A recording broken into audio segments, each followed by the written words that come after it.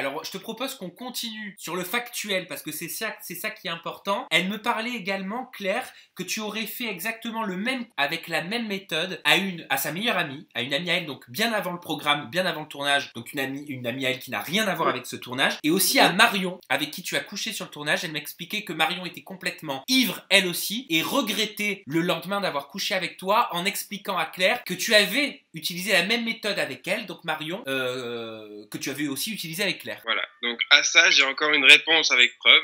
Il se trouve qu'avec Marion, après l'aventure, on a continué à se parler, à s'envoyer des messages, à discuter ensemble. Et il se trouve que ce soir-là, je lui avais demandé une question banale. Je dis, alors du coup, t'as regretté? J'ai la réponse, encore en image. Non, pas du tout. Non, je te jure, si j'avais pas bu, il se serait passé la même chose, je pense. Donc tu lui poses la question ouvertement, lui disant, est-ce que tu as regretté d'avoir couché avec moi? Et Marion te répond non. En gros, même si je n'avais pas bu, je n'aurais pas regretté quand même. Exactement. Et ça, c'est les méthodes. Ok. Alors moi, maintenant, j'aimerais que tu puisses nous expliquer pourquoi Claire tient ce discours-là. Je pense que Claire tient ce discours-là parce que elle est premièrement énervée et elle s'est sentie attaquée.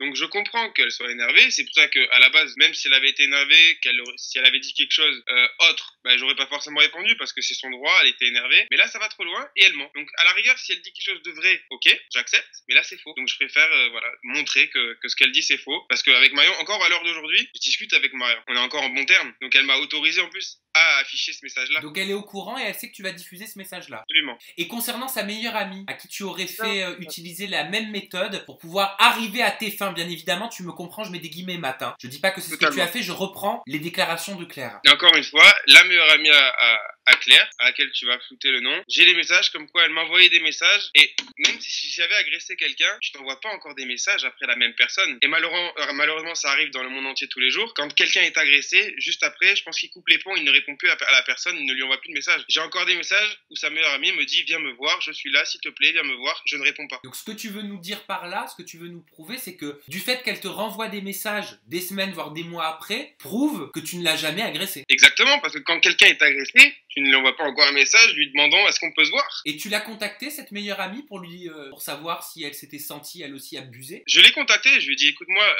est-ce que tu peux au moins dire à Claire qu'elle démente ça parce que ce n'est pas vrai. Regarde, on a tous les deux nos messages, mais elle n'a pas répondu parce que on s'est bloqués tous les deux. Donc